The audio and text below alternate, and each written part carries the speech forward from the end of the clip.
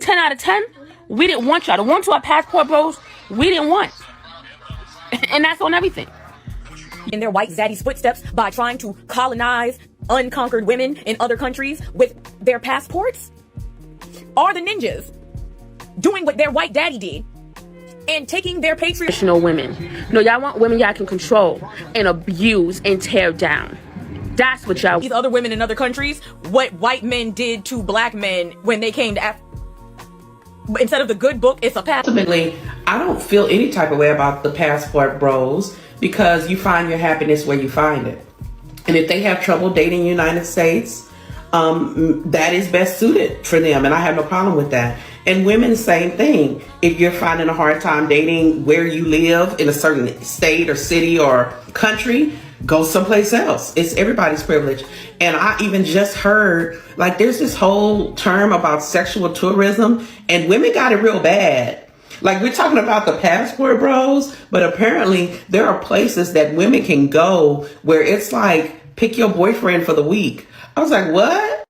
Can we have a serious conversation about the LBHs, passport bros, like whatever you want to call them? I just don't understand how the most basic level men can leave America, travel to these other countries, and just pull absolute tens, like the hottest girls that you will ever see.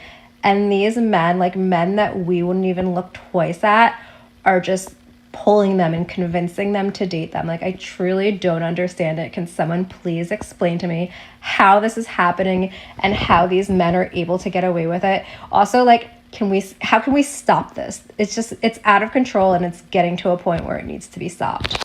Hey, passport bros, help me understand your logic here, because I really don't get it.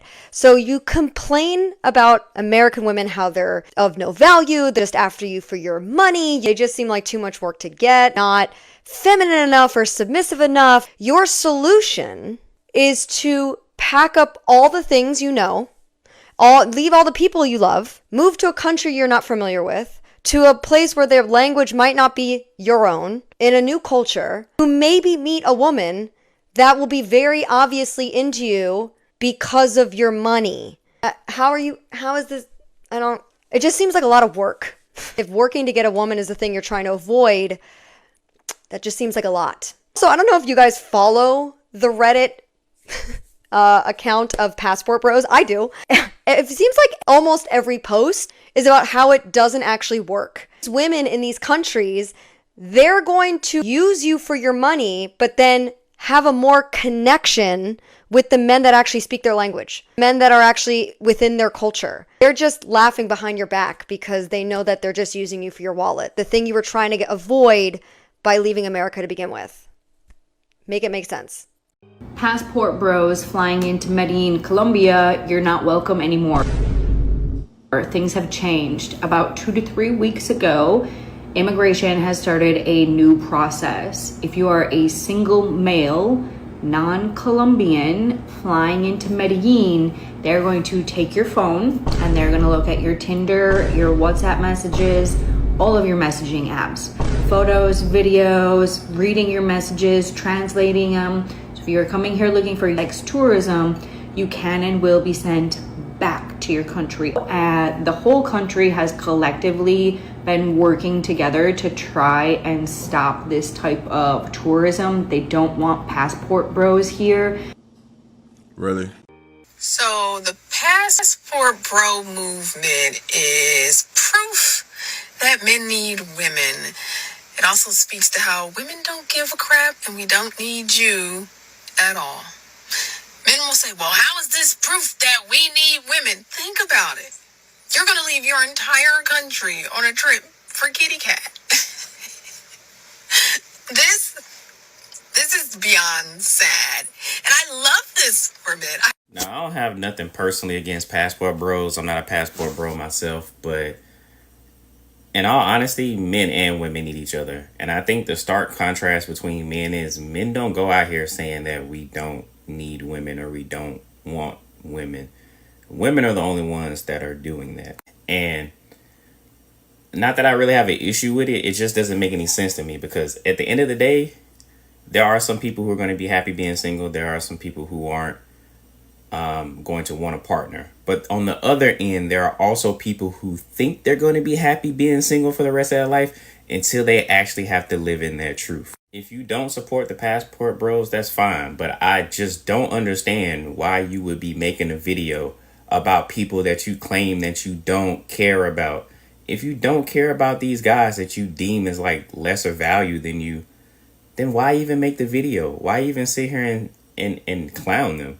And I really don't understand what y'all expect these guys to do. Like, they just want to go somewhere where they feel like they're valued. Is it the best solution? Probably not. But at least they are trying to do something to get what they want.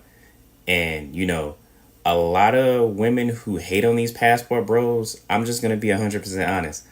A lot of y'all only are sitting here crapping on those passport bros because y'all don't meet the qualifications to get the type of man that you want in the United States. Like, we need to get to this point where we can just let people be happy with their choices.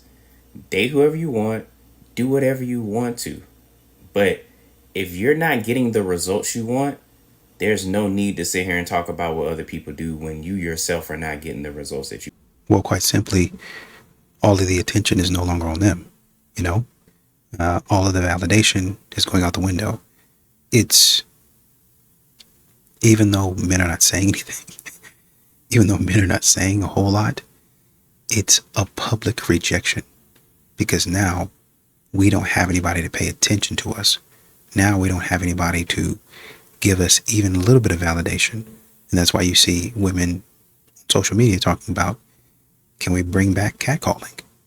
What happened to a man just throwing caution to the wind and coming up and talking to you? Men, take just even a small risk and come up and talk to the women. And men are saying, we've taken all of the risk already multiple times.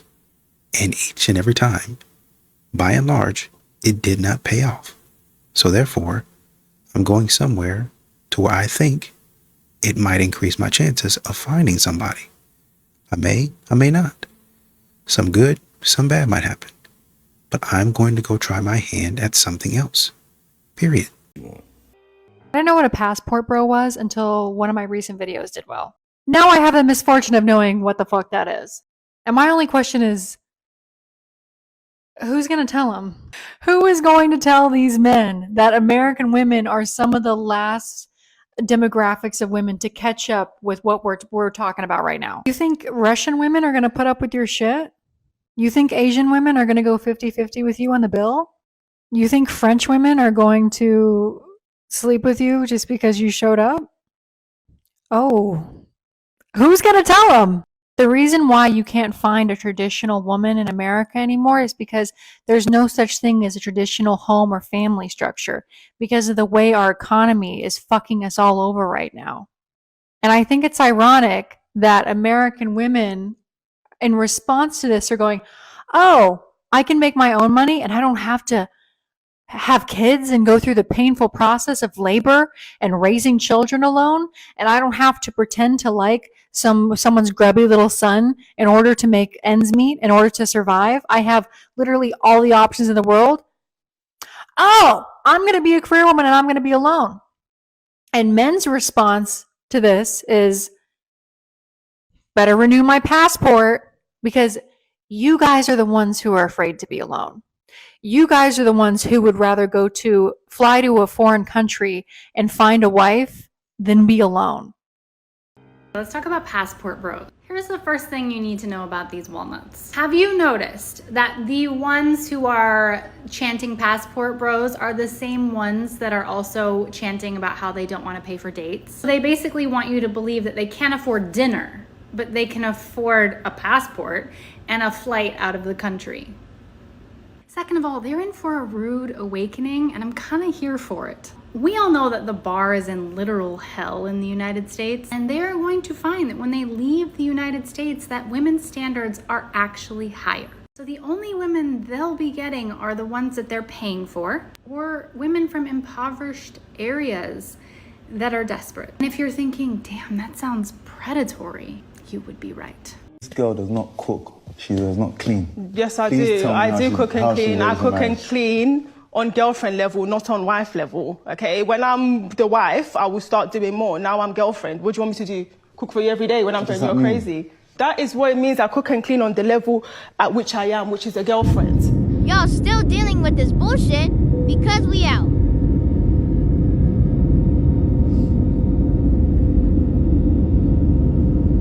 And I guess I can see where she's coming from when she says, I don't want to do girlfriend duties or wife duties as a girlfriend. Well, does that logic hold true for men as well when they don't want to do husband duties as a boyfriend? Should I have to continue to pay your bills, pay your rent, pay for a babysitter of a child that's not mine when I have no authority or influence over that child? It doesn't really make any sense. You guys sit up on the shows, you should sit up on TikTok, quite literally anywhere that you can, and you shame a man. For some people that talk about men gaslighting and men negging women out, y'all sure know how to do the same thing, but y'all don't want men to hold y'all accountable for that. American women didn't want me, so I went to the beach and got a much hotter Latina that does want me and looks way better than all these salty girls that are getting mad at all the good-looking men that are, 35, 37 with money.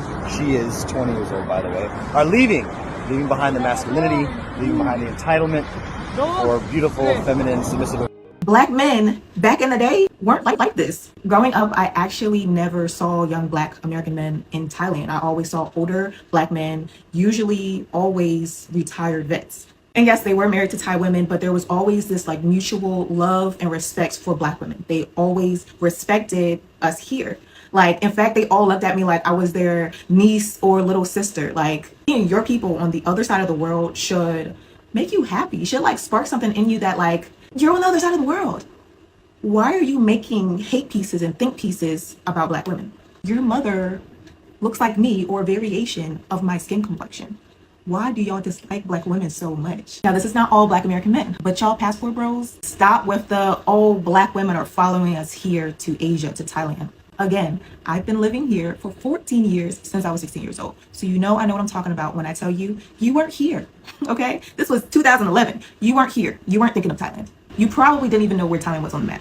And that's no shade, I'm just saying. To just clear any rumors, Black women aren't coming to Thailand to date. However, nobody wants to be by themselves. Everyone wants and needs love. So when you hear us talking about our experiences, it's not putting Black men down, it's just sharing what we go through as women in a foreign country. It's like so hard nowadays to like find a good woman. I feel like the only way to do that is to go to a third world country, man. It's like they know what's up. They like know the values.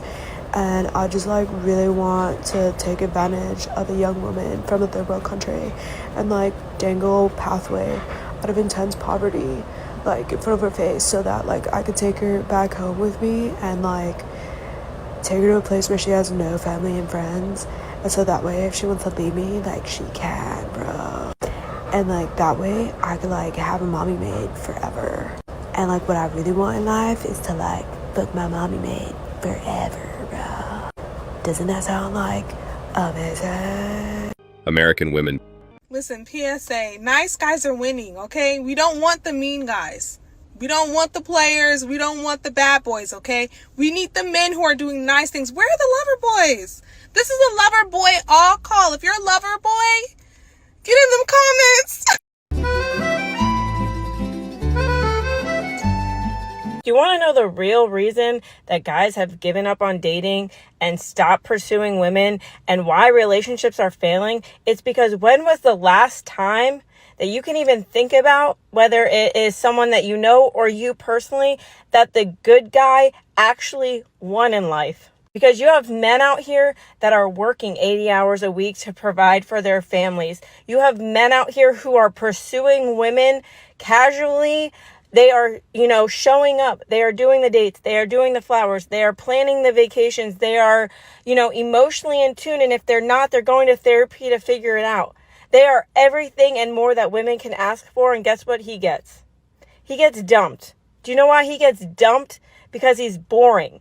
Because he's the nice guy and she doesn't feel connected to him because he doesn't feed the part of her that needs the highs and the lows of the chaos. When was the last time you saw a woman give 1,000% to the man that is doing everything right? In fact, women will come online every single day and actually justify cheating on the good guy because she needed more in the relationship. And what she meant by that is that there wasn't excitement because the only type of excitement that fulfills her is toxicity.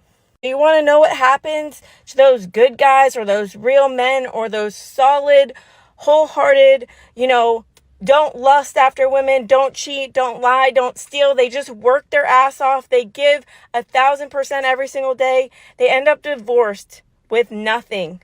And guess what? Those are the men on the dating scene trying to make it work, only to continuously be used as a doormat. Women, 9 times out of 10, will pick the dude who's drinking, who's smoking, who's addicted to whatever, who's watching porn, who's paying for OnlyFans, who's out at bars every single night. She will chase him to the ends of the earth and then wonder where all the good men went. Well, the good men got shattered when you cheated on him. The good men got shattered when you wanted a divorce because you made more money and suddenly you thought you didn't need a man. That good guy that you emasculated every single day and made him feel less than and talk shit about him on the internet and labeled it couples humor. He came home every single day and still did all of the household chores and took care of your emotional labor and supported your Etsy shop and your side hustles and your, Instagram model abilities that you wanted to do so you could have some extra money and supported you through thick and thin. You want to know what that man got? He got served divorce papers. He got dumped for the guy with no car, no job, no ambition, and he got less time with his family. So next time you want to ask, where did all the good men go? The good men got destroyed the first time around, and they are no longer dating, putting up with it, or pursuing women. Okay.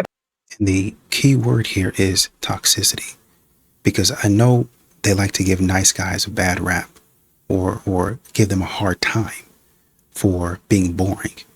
But the fact of the matter is there's a lot of brothers out here that are nowhere near boring. Some of these brothers are straight up thrill seekers, some of the most dangerous men that you can come across. But the thing is, they're not toxic. You want to go on an adventure? We can go on an adventure. Let's go learn how to fly a plane. Let's go get up in a helicopter. You want to ride jet skis? Hey, you want to go skydiving? you want to zip line across a vast area where you look down and your heart drops? So there's plenty of thrill to go around. What they want is toxicity. What they want is straight up trouble. And the good guy, the nice guy, is like, no, I don't get involved in that. Y'all are doing weird stuff that's morally wrong, and some of this stuff is, if it's not a crime, it's a borderline crime, and I'm not getting involved with that stuff. Bye. Nice guys are getting friend-zoned for 3 main reasons. Number 1 is that they usually, not always, but they usually lack confidence. Now, the deeper subconscious root of this is that a long time ago, probably in childhood, they learned early on that in order to receive the love that they need to feel secure within themselves, they had to manage and hide parts of themselves. And so the part of themselves that has authentic wants, authentic needs, authentic desires kind of got squashed and pushed in the back of their nervous system. And on some level, they feel like they have to keep a front. They feel like they have to do all of these nice things just to get the love that they deserve. But what this screams subconsciously, it kind of like leaks through their body language, is it screams a lack of confidence. It screams a unworthiness that they hold inside of themselves. Number 2 is that nice guys tend to be very agreeable. They tend to be the type of people that would do anything for anyone, and that is not a bad quality. Okay, I want to make this very clear. Niceness is not the problem, it's the intention behind the niceness. And the intention behind the niceness is sometimes if I do all this nice stuff for you, then I expect it to be reciprocated in the form of you either loving me, liking me, validating me in some way. That at its core is just not masculine, because it's a needy type of behavior that a lot of women can just feel when we're around those type of people, and it reverses the polarity dynamic. It's not you being in your authentic, bold, strong, masculine frame. And number 3 is that nice guys tend to be up in their head. They tend to be thinking about, how am I being perceived? What can I do to be more likable? What can I do for this person? It's just that when you're in your head, you're not in your body, okay? And chemistry, sex energy, like attraction and yummy turn on, is built in the body. It's something that you have to be embodied to experience. So if you're in your head, so worried about being a good guy, but you're not in your body, the chemistry is just not going to be there. That attraction won't get built, and you most likely will get put in the friend zone. All the girls that are being 20 right now and absolute whores in the club, in 10 years are going to be 30, trying to settle down and realize that all the good guys are taken. They're going to complain that they were ran through their whole life, but while they were partying for the past 10 years, all the good girls got cuffed by the good guys. Now, when they look at all the men and their options, they're going to be competing with the now 20-year-old good girls and be stuck. Why? Because all the good guys are gone. You missed your chance being a fucking whore, bitch. I gotta tell you, it was everything, down to the last minute details. I watched a content creator on TikTok talk about how women should not date because there are no good men left. But the comment section was even worse, filled with men and women listing reasons they can't be in a relationship, tearing each other down instead of learning from their experiences. As I read through it all, it hit me. Most people are the reason they can't find a healthy relationship. Your mindset is everything. If you truly believe that no one out there can love unconditionally, provide, protect, stay faithful, or respect their partner, then how could you ever attract someone like that? You don't believe it. You don't believe they exist, so you can't attract that. If you're constantly putting out negativity into the universe, don't be surprised when that's all you receive in return. You attract what you expect. What is even sadder is how some people react when someone in a happy relationship tries to offer hope. Instead of listening, they attack. They insist you're lying to yourself, that no one could really be that good, simply because they haven't experienced that kind of love. But maybe that is just misery looking for company. The good news: people in strong, healthy relationships don't need outside validation. That is why many of us keep our love lives private. We know what we have is real, whether others believe it or not. Just a little PSA for all the fellas out there. You guys really are about to turn every female a lesbian. I mean, I'm at the point in my life where I'm really thinking about giving women a try. I mean, these men out here are just shit. They are just full of shit, pieces of shit, any kind of shit you can imagine. They are shit. And I'm done with them. So,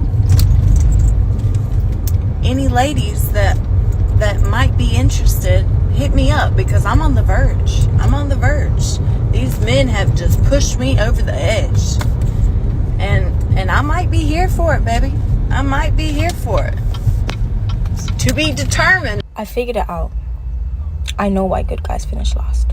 I already have a video about nice guys and how they're boring, if you want to go check that out in my earlier videos. But I have an analogy, and I think this might be easy for some people to grasp. When it comes to good guys, let's just say you say to them, hey, let's build a cake. I'm gonna make the cake, but you buy the items. They show up with just flour. And you look at them and say, where's the eggs? Where's the butter? Where's the icing? They will be screaming at you like, I brought the flour.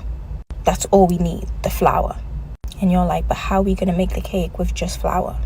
And then they'll try to convince you and go on and on as to why flour is the only thing that's necessary for building the cake. That's exactly how they are in relationships. They just bring the fact that they are loyal and faithful and think that's going to be enough to sustain a healthy, long-lasting relationship. As we all know, that is the bare minimum requirement to enter a relationship. You have to have a lot more about you that makes people even want to choose you. What else can you bring to the table that makes me feel like, you know what, I can sit here and eat here and for a very long time? And I guess I'm going to have to stop you there. Because we sit up here and we critique what a good guy brings to the relationship. Hey, we're to make a cake. What did you bring? Well, I bring the flour. No eggs? No icing? We're trying to bake a cake. Well, I brought the flour. So the obvious question would be, what did you bring? Guess what modern women say? I shouldn't have to bring anything. I'm here. Just me being here. Like I have the knowledge and the expertise to bake this cake. Like let me tell you what, once you bring all of the materials, then you're going to enable me to build this or make this cake for you. But right now, the bare minimum is flour. So you're not going to bring anything, is what you're saying. Well, I've got the knowledge. Well, so do I. And even if I didn't have the knowledge, I could look it up on YouTube. Number one. Number two, I have other people in my life that know how to bake a cake. So again, you're nagging me about just bringing flour and you didn't bring any supplies. What? I don't want to hear none of that. Well, I've got... You should just appreciate the knowledge, that the know-how of the cake that I'm going to bake. Okay, let's drill down on that knowledge that you have. What kind of cake are we making, by the way? Because you never told me that. Well, I was thinking we make a carrot cake. I don't even like carrot cake. That's when a woman says, I've got a PhD. I don't care. I don't even like carrot cake. Well, we can make strawberry cake. Well, I have a high-paying job. I don't even like strawberry cake. So again, what cake are we building? What cake are we making? Because you didn't even communicate that to me. And you're naming off of me a bunch of cakes that I don't even like. As a matter of fact, now that I think about it, I'm taking my flour and I'm going home. Because what you decided to do was not even ask what cake that I wanted. You just assumed that I would want something. And then you went off that. You said, okay, let's do this. It was your plan. It was your idea. And that's how I know the relationship's going to keep on going. We should go do this. We should go do that. But you go get all the supplies. You go get everything so I can be happy making whatever I want. Let's say, for the sake of argument, I go along with this carrot cake, which I deathly hate. We make it. Why don't you taste it? I don't like carrot cake. You already know I don't like carrot cake. I told you I didn't like carrot cake. That's a man saying, I don't like high body counts. Well, you should like it because, that they bring experience. I already told you I didn't like it. So why would you keep on trying to give me that? Well, I have an OF. I already told you I didn't want a woman with an OF. So why you keep on trying to give me that? So we can back on up. We can back on up to the original premise where you only bought flour. That's the bare minimum. While we're attacking me, what did you bring to this night? Oh, nothing? Oh, okay. Thank you.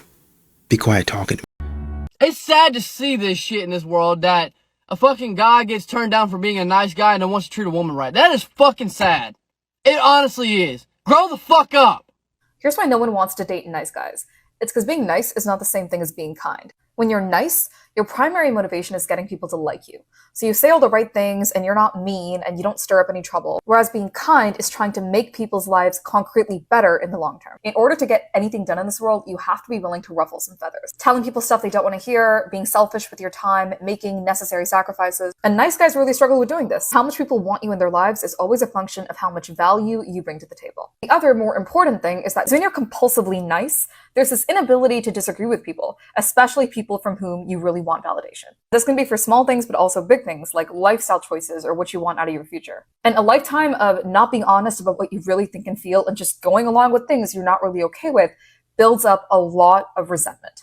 I said nice guys at the beginning, but women are just as much, if not more, like this. And if you want to have any hope of getting what you want out of life, or even just have people respect you, because over time people will tell that you never stand up for what you really believe in, it's a tendency you absolutely have to overcome. The opposite of a nice guy is not a bad guy. Fellas, too many of you out here are overcorrecting for being a nice guy by being a total douchebag, thinking that's gonna get you the women you want. Now, I'll be honest, you being a douche will definitely get you more women than you being a nice guy. The question is, what kind of quality of women are you going for? And no, I am not saying that some women are more valuable than other women, okay? All human beings have inherent value. When I say quality, I mean someone that you want to take home and introduce to mom. A woman who takes care of herself, mind, body, and soul. You try to play your little douchebag games on that girl, it ain't gonna work. Guys, do you ever meet somebody and you're just like looking at them, it's like, I would ruin you.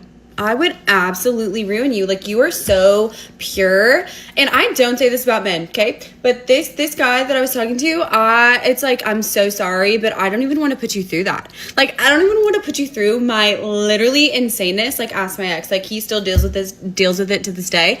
And it's like, I can't put somebody else through that. I can't. And I think that's me being a good person, because I realize that, like, he's too good. He's too good. He is too good. I know nice guys finish last, but this guy, I really think I would ruin his life. So yeah. Anyway, anyone else feel that way when you meet somebody and it's like, you're just too pure for me? You are. And I love that for you, but like, I can't do that to you. Okay, bye. I'm not one to usually air out dirty laundry, but I'm hurting, so fuck it. I'm getting real sick of this shit. Dude, being a good guy doesn't mean shit anymore. Really fucking doesn't. I literally was in this relationship, won't say names. I was in a relationship and I literally would do everything in my power for this person. I would visit them as much as I could, asked to hang out all the time. I would always go to them. I brought them flowers. I opened the door for them, did all that like good gentlemanly shit.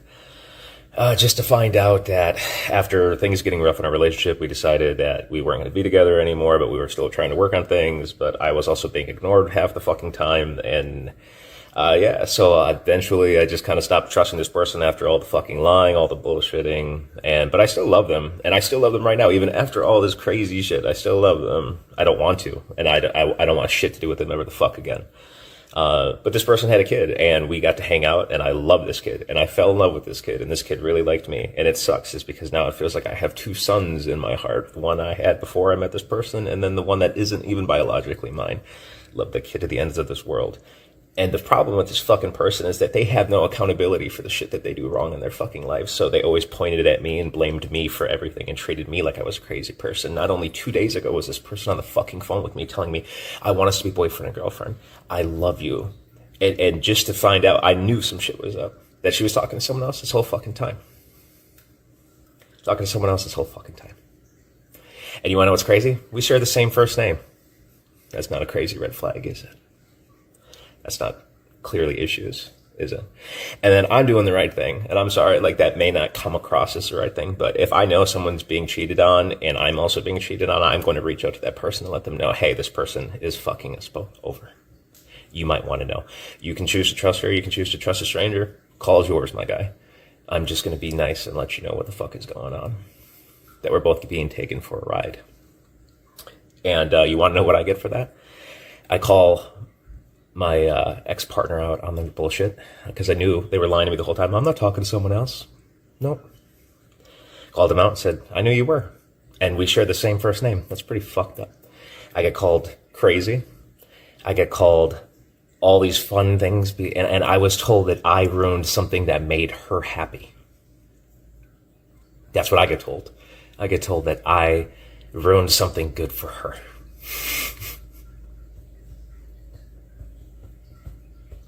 This is why there aren't a lot of good guys anymore.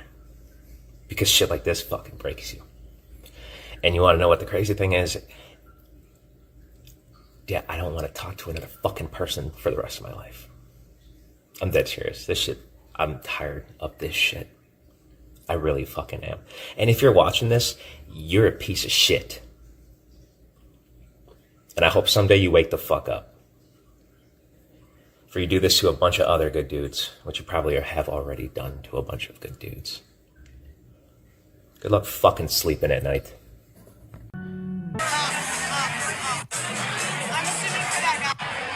This is exactly what's happening at bars and clubs because men are no longer falling for it. They are no longer just throwing their money out at women that do not take them seriously. They are no longer willing to waste their time, effort, and resources. But because of this, women are out here trying to give men a bad rap. Like they're saying, what's wrong with men these days? They used to go to war. Now they just want to be treated like a woman at a bar. But that is just not the case because men will absolutely put in just as much effort as they always have into pursuing you. But it takes one thing, and that one thing is that he has to know that you are taking him seriously. Because one of the number one resources to a man is his time, and he doesn't want you to waste it. And even if it's a short-term thing, like he just doesn't want to leave that relationship and have a messed up head and a messed up heart. Because that man just wants a future with somebody that he can really fall in love with and grow old with. Which is why he already knows with like 95% certainty that him paying for your drink at the bar is not going to bring him closer to that.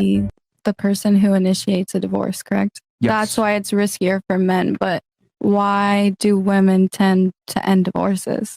With successful men that have money, they cheat. She said it earlier. They do all these things that women don't want to put up with. She said it earlier.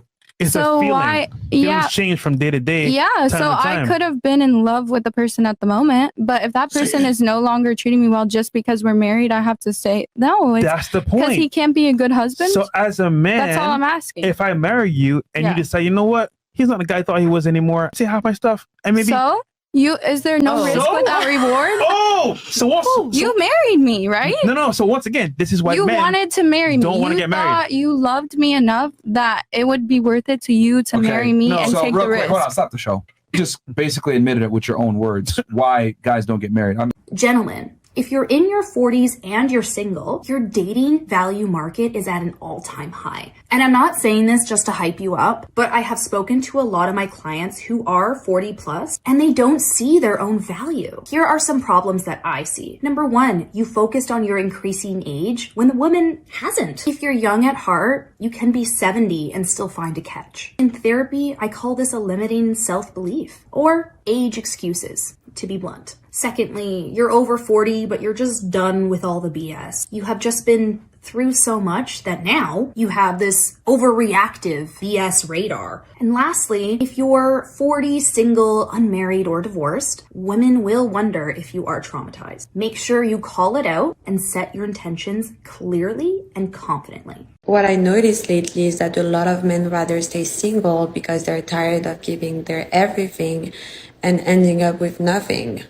Do you guys agree with that? This is 100% the truth. Girls really don't value anymore what men bring to their lives. The world now has become primarily about material. There is always somebody else that can provide better material. Because of this, there's no real reason to cling on to one person or another. There's always somebody better, right? This, of course, is only if you define somebody by what they provide in the material world. The harsh reality, of course, is this. Most people really don't deserve or need that much material. Just because you feel that you deserve something doesn't mean you actually do. Your life will eventually show you that reality one way or the other. Since girls always have a shoulder to cry on, they may not realize it ever. Here is why intelligent men stay single. At work, being logical is rewarded, but that doesn't work with dating. Women want to feel emotions. This means flirting, telling stories, and making her laugh. Only when you stir her emotions can her attraction for you grow. Think about this. The divorce rates, approximately 50% divorce rates in the USA, and 70 to 80% of divorces are initiated by women. So who really tends to give up the most? By the numbers, it's... How dare you! It's women. Women divorce men 70 to 80% of the time. I would argue in relationships, it's probably similar. Men aren't leaving, women are. So to a guy's point of view, he's going to commit to this girl.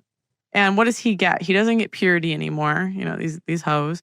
You know, he doesn't get youth anymore. So he doesn't get either of those things. A lot of times she already has a kid. So he's not fulfilling his mating strategy. On top of that, even if he does find a good woman that maybe has the qualities he's looking for, she was going to want him to marry her. And what does he get out of that? Oh, she can leave and take half and take my kid. And she's paid to take my kids away from me. She gets more money if she takes my children. And so from the men's point of view, they're just kind of like, F it, because like women aren't wives nowadays. And what do they get out of it? But like you know, men are logical. They're logical people. And so they're thinking, does the benefit outweigh the cost? And like, I just think as women, we have to look at ourselves and say, the benefits we bring nowadays don't outweigh the cost for most men. Reason why young men especially are hesitant to get married is because for a lot of men, they don't see any benefit from it. You're just putting yourself at a disadvantage. If someday she could say, you know what, I'm not really feeling this anymore.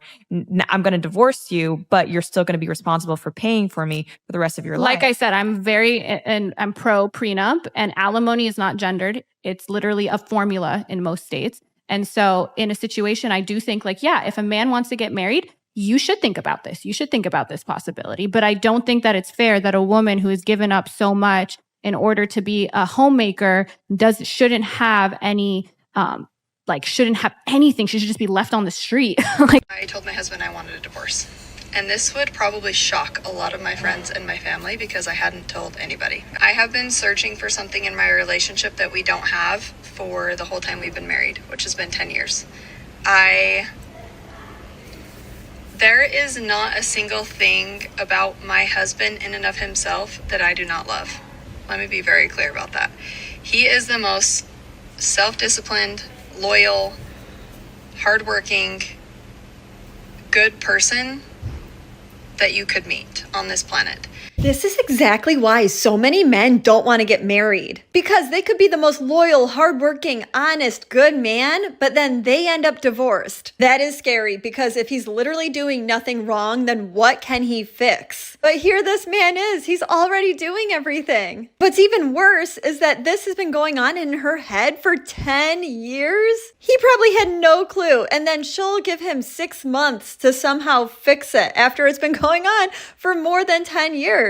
It's so unfair. And this is what men mean when they say that it came out of nowhere, that they were blindsided. She blindsided him. She can't say that, well, she told him 6 months ago that it was a problem and it needed to be fixed. And then they end up in divorce. And then she claimed that she didn't blindside him. You did blindside him. No. You heard what she said, didn't you? When she said he's the most selfless. He's the most loyal. But I still want to divorce him. I still don't think it's working out. Well, you don't really bring anything to the table. That's the bare minimum. Loyalty is the bare minimum. We need more than flour. We need eggs. We need icing. We need all of these things. Well, I bought what I was supposed to bring. What did you bring? You're telling me I can bring, first of all, you can't do anything without flour. Let's get that out the way. So we're talking about the bare minimum. And I just bought to you the foundation of a cake. And you're saying that that's the bare minimum. That's not good enough. Okay. You don't even acknowledge that that's the foundation. I bought you, unlike many other men that you talked about, I bought you a foundation. That's not enough for you. And then I say, okay, I'm giving whatever you want. Tell me, I'll go get it. Selfless. So I bring loyalty and selflessness. That's apparently still not enough. I give her, oh man, you didn't bring the eggs. You just bought the flour. Well, we need all these other things. Okay, let me go back to the store and get all that stuff. Got this, got that, got this, that. You know what? After all these years, I don't think that's enough. And that's okay. That's okay for it not to be enough because, you know, you're a good guy. You're a good person. You just spent the last decade giving of yourself and being totally committed to me. You know what that's like? It's like me starting on the cake as the person who bought the foundation to this relationship. I don't even know how to make a cake, but I'm figuring out as I go along. You're not really doing anything. You might jump in and help here and there. But then I say, okay, well, you know, I'm learning and I'm watching YouTube videos and I'm asking my parents and anybody who knows, and I'm getting better at this. To the point to where 10 years later you say, whew, he's really good at baking cakes. He could sell them if he wants to. But you know what? I don't like his cakes. I want to go make my own.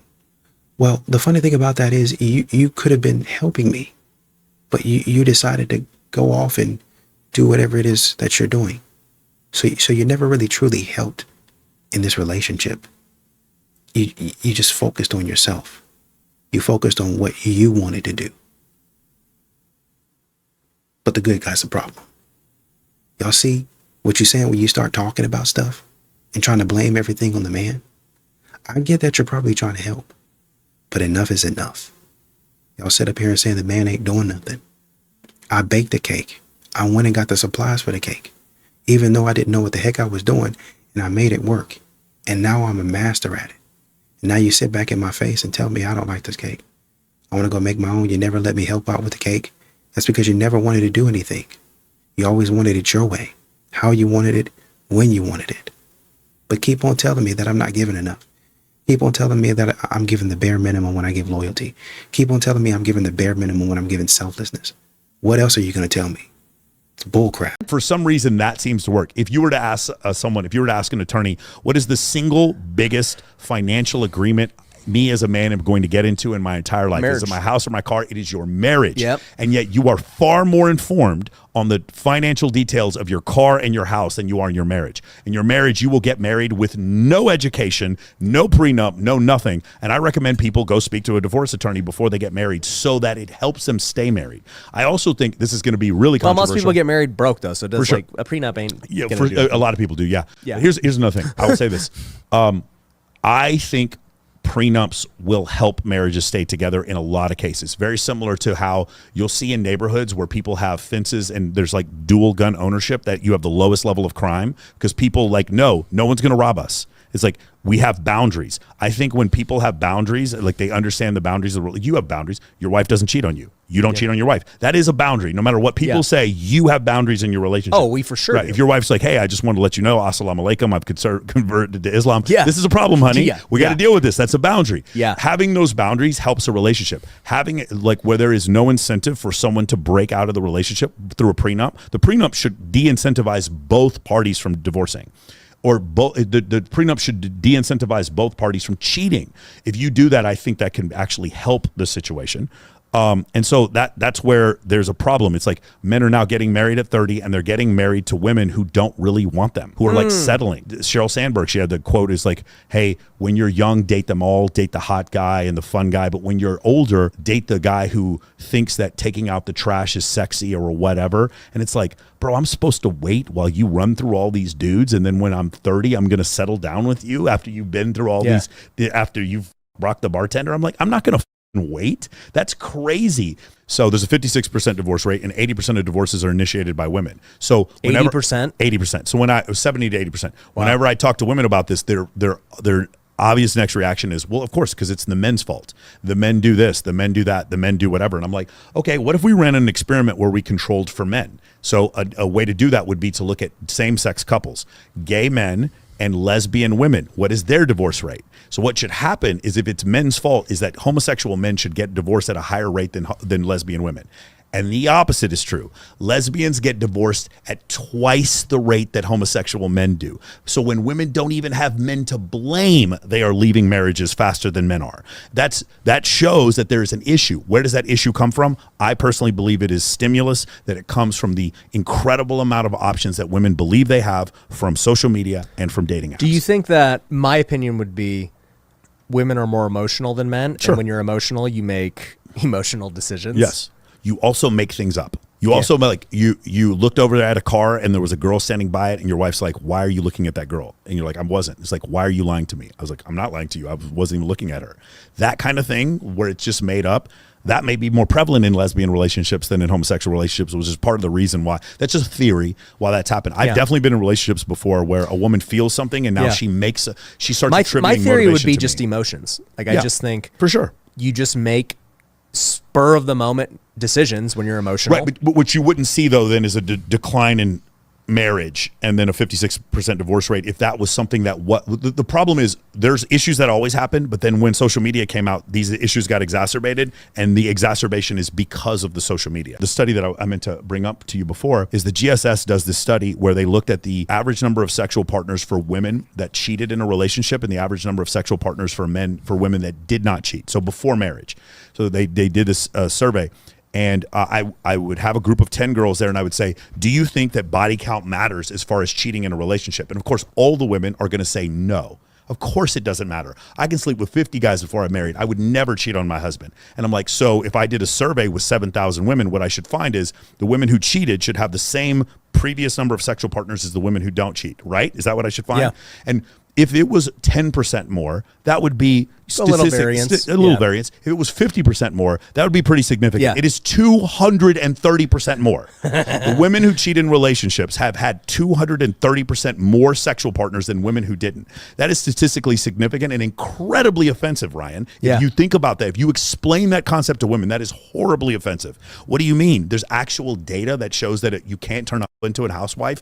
Actual data that shows that? That's horribly offensive. You shouldn't be posting that stuff, Michael. Who hurt you? You're promoting incel culture and hatred towards women. No, I'm not. What I'm doing is telling women that I'm close to maybe having a massive body count before you get married is a bad idea. No, but I'll talk to women who've been with 50 guys, literally were in a marriage, telling me this wasn't true, and they cheated on their husband at the same time. They think like they're. Well, yeah, I mean, people are delusional. That's just.